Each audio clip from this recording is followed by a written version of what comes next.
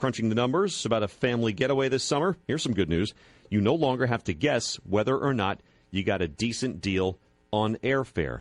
MarketWatch reporter Katie Hill says there's now a straightforward formula that can reveal whether those plane tickets are a good deal or something to skip, according to software and cloud computing company Adobe. Katie, do tell.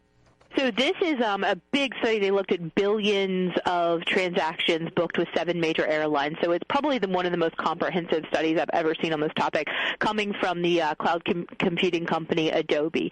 And what they found this pretty simple formula that can tell you if you're getting a decent deal on airfare. So for domestic flights, it's this. You multiply the number of round-trip miles by 0.032, and then you add 230. If the number you get, you'll get, for instance, I did this from New York to Los Angeles. I got, I think it was $410.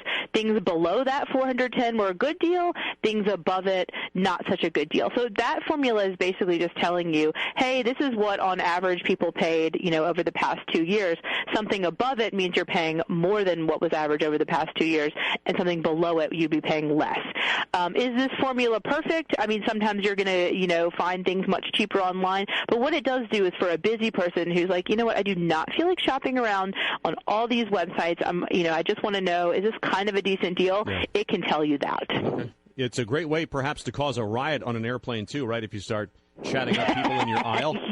Hey, check it out. I found this cool new formula on MarketWatch. Let's play a little game. Did you get ripped off or not? Yes, that is certainly going to cause the flight attendants immense stress when everyone says, you know what, I paid way too much for this flight. I'm really angry.